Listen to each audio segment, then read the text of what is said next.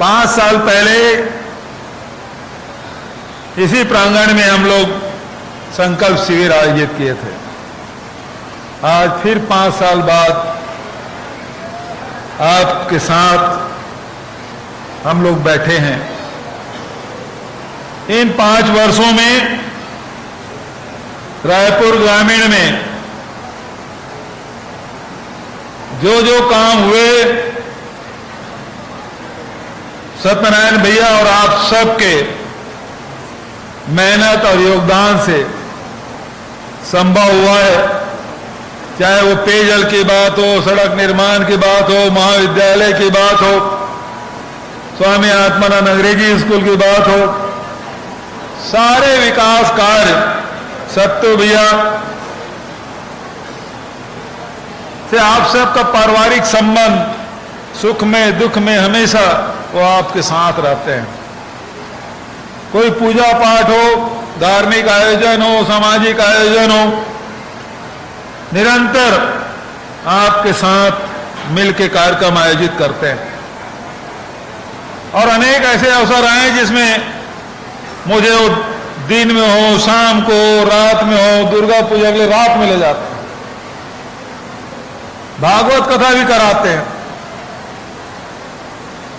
अनेक कार्यक्रम में यहां आने का अवसर मिला और आप सबका सत्तू भैया के साथ साथ मुझे भी बहुत स्नेह आप सबका मिला है। मैं आप सबके प्रति आभार व्यक्त करता हूं। आदरणीय साथियों, 2018 के चुनाव में आपने जो काम किया, पूरे प्रदेश के कार्यकर्ताओं ने, पार्टी के पदाधिकारियों ने जो मेहनत की, एक रिकॉर्ड बनाया। तब 2018 में कहते थे राजस्थान में कांग्रेस 2/3 बहुमत से जीतेगी, मध्य प्रदेश में भी कांग्रेस जीत जाएगी, लेकिन छत्तीसगढ़ में रमन सिंह जोड़ तोड़ के सरकार बना ही लेगा। ये दिल्ली के पत्रकार बोलते थे। जब हम लोग बोलते थे हम लोग कांग्रेस सरकार बनेगी तो लोग हंसते थे, लेकिन रिजल्ट आया दोस्तों, तो राजस्थान में सरकार बनी, मध्य प्रदेश में सरकार बनी, लेकिन छत्तीसगढ़ में बहुमत से नहीं, 2/3 से नहीं, 3/4 बहुमत से आपने सरकार बनाया है। और उसके बाद तो 68 सीट थे, उपचुनाव हुए तो 71 सीट हो गए। 15 साल की सरकार 15 सीट में सिमट गई, अब तो 13 बचे। आदरणीय साथियों, 5 साल में हमारी सरकार ने जो काम किया है, कोई ऐसा वर्ग, कोई ऐसा परिवार नहीं है जो ये कह सके हमारी योजनाओं का लाभ नहीं मिल रहा। पिछली सरकार में राशन कार्ड के लिए कितने लाइन लगती थी, कितने बार करते थे, कितने बार जुड़ते थे, कितने बार हम लोगों ने आंदोलन किया इस रायपुर में, बिरगांव में, थाना का घेराव हम लोग करते थे, फिर भी जरूरतमंद के लोगों के पास राशन कार्ड नहीं होता था। जिसके पास होता था वो 3-3, 4-4, 5-5 राशन कार्ड, और चुनाव के बाद सबका राशन कार्ड काट देते थे।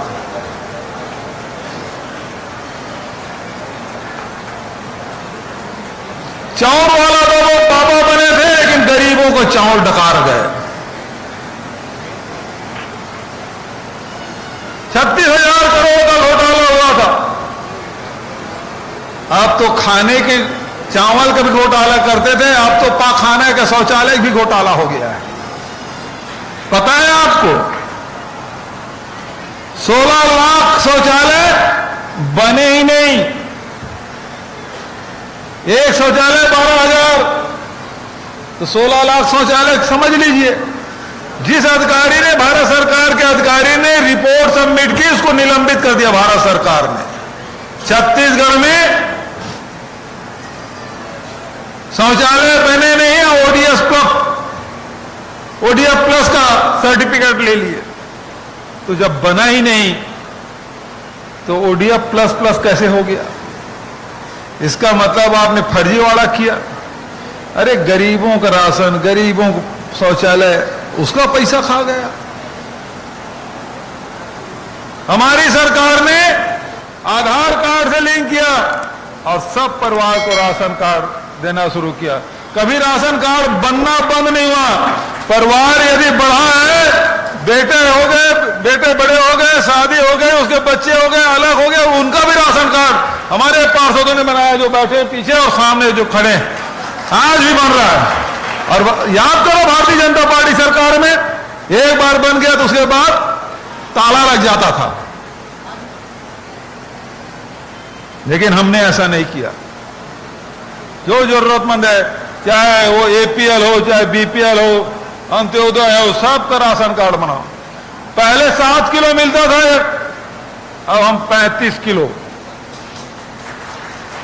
चावल भी दे रहे हैं, नमक भी दे रहे हैं, शक्कर भी दे रहे हैं। मिट्टी तेल पेट्रोल डीजल का भाव मनमाने बढ़ा दिए, तो बढ़ाने का काम वो कर रहे हैं, देने का काम हम कर रहे हैं। बिजली बिल आधा योजना सब परिवार को। तो इस प्रकार से बहुत सारी योजनाएं हमने, अभी स्वामी आत्मानंद अंग्रेजी स्कूल के बारे में सत्तू भैया बोल चुके, मैं उन बातों को रिपीट नहीं करूंगा। बेरोजगारी भत्ता, किसानों के ऋण माफी, 25 रुपए क्विंटल में खरीदी, सारी योजनाएं हमने संचालित की ताकि आम जनता के खाते में पैसा जाए। ये हमारी मंशा। और हम जब देते हैं तो उसको कहते हैं रेवड़ी, और ये अपने उद्योगपति मित्रों के लाखों करोड़ रुपए माफ करते हैं। तो हमारा गरीब लोग हैं, किसान लोग हैं, मजदूर हैं, स्व सहायता समूह हैं, उनके यदि ऋण माफ करते हैं तो उसको रेवड़ी कहते हैं। इनको राशन देते हैं, उसको बिजली बिल हाफ योजना का लाभ देते हैं, वो रेवड़ी। और ये उद्योगपति को जो बांट रहे हैं वो रबड़ी, उनका रबड़ी है। आदरणीय साथियों, लगातार यहां के विकास के लिए निरंतर हम लोग काम कर रहे हैं, कोई कसर नहीं छोड़े हैं। मैं आप सबसे यही निवेदन करना चाहूंगा, ये आवास के बारे में शहर में कोई बात नहीं करते, गांव वालों भड़का रहे हैं सीधे साधे लोगों को। यहां हम लोगों ने आवास की योजना पूरे देश में सबसे अव्वल है। ग्रामीण क्षेत्र में ये सर्वे ही नहीं करा रहे हैं। 2011 के सर्वे के आधार पर सबको मिल रहा है आवास, तो 2021 में यदि सर्वे होते तो और लोगों को लाभ मिलता कि नहीं मिलता। लेकिन 2021 में सर्वे ही नहीं कराया, ना आर्थिक सर्वे कराया, ना जनगणना कराया, और दोष हम पे मर रहे। तो ये वो सरकार, वो पार्टी है जो लोगों को ठगने का काम करती है। महंगाई की मार, आप सब शहर से जुड़े हैं, गांव से भी जुड़े हुए हैं। रेलवे स्टेशन की स्थिति क्या, ट्रेनें सब रद्द, बंद, और टिकट पैसेंजर में चढ़ो और एक्सप्रेस का टिकट पटाओ। मतलब आपके जेब से पैसा निकालने के, डीजल पेट्रोल रसोई गैस से पैसा तो निकाल रहे हैं, लेकिन साथ साथ जो यात्री करे उससे भी जेब से पैसा निकाल रहे हैं। बुजुर्गों तक का नहीं छोड़े ये लोग, उससे भी पैसा ले रहे हैं। तो लगातार लूटने का काम। और दूसरी बात मैं आपसे कहना चाहूंगा कि ये लगातार एक तरफ कांग्रेस पार्टी है, हमारे साथियों ने सब बूथ प्रबंधन के बारे में, कांग्रेस के विचार के बारे में, हमारे नेताओं के योगदान के बारे में बताया। हम में उसमें अंतर क्या है, हम जोड़ने वाले हैं, वो तोड़ने वाले हैं। हम भाई भाई को मिलाकर रखते हैं, सबके सुख दुख में खड़ा होते हैं, सब समाज के कार्यक्रम में जाते हैं, सारे धार्मिक कार्यक्रमों में हम लोग जाते हैं, लेकिन नफरत फैलाने का काम हम नहीं करते।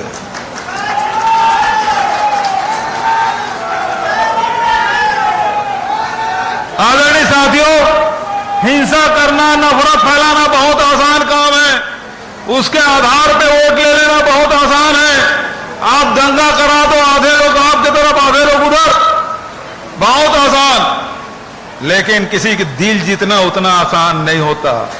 और दिल जीतने के लिए कांग्रेस पार्टी लगातार काम कर रही, महात्मा गांधी से लेकर राहुल गांधी तक,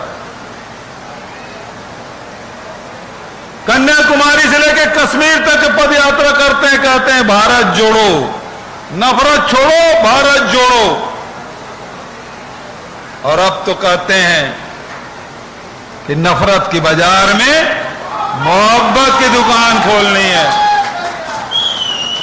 एक तरफ मणिपुर जल रहा है, जिसके बारे में उल्का जी बात कर रहे थे, दूसरे तरफ हरियाणा में कभी दंगा नहीं हुआ था, वहां दंगे हो रहे हैं, लोगों की मौत हो रही है, और प्रधानमंत्री जी लोकसभा में हंस रहे हैं। आपकी जान जाए तो जाए, लेकिन उसकी सत्ता बरकरार रहनी चाहिए। बेटी बहुओं की इज्जत लूट जाए, उसको निर्वस्त्र घुमाया जाए, गृह मंत्री जी स्मृति ईरानी जी हंसी ठिठोली कर रहे हैं। ये आपको लड़ा के, आपको दहशत में, आपको डर में ला के वोट लेना चाहते हैं। लेकिन हमारे नेता राहुल जी कहते हैं डरो मत। और यही लोकतंत्र है। छत्तीसगढ़ में क्या हुआ? 5 साल पहले जब हम लोग बस्तर जाते थे, मोहला मानपुर जाते थे, गरियाबंद जाते थे, तो 10 बार सोचते थे जाएं कि ना जाएं। जाएंगे तो दूसरा रास्ता खोजते थे जिससे वापस आना है। घर के लोग सांसत में रहते थे, ये जाग रहे हैं वापस लौटेंगे कि नहीं लौटेंगे। आज बस्तर में शांति लौट रही है, अमन चैन लौट रहा है, भाईचारा बढ़ा है, लोगों के चेहरे में दहशत खत्म हो गया है। 1700 से अधिक ये लोग नक्सली बता के आदिवासियों को जेल में ठूस दिए थे, हमने उसको वापस जेल से बाहर निकालने का काम किया। फर्जी एनकाउंटर करते थे, हमारे राज्य में नहीं हुआ। जो नक्सली केवल छत्तीसगढ़ सरकार केवल नेशनल हाईवे में था, अब वो अंदर अंदर में चले जाइए, पुल पुलिया बन गया, सड़क बन गया। तेंदुपत्ता 4000 मानक बोरा से खरीदी हो रही है, 168 प्रकार के लघु उपज खरीदी कर रहे हैं। बस्तर जाता हूं, सरगुजा जाता हूं, जहां भी जाता हूं 2 बातें कहते हैं।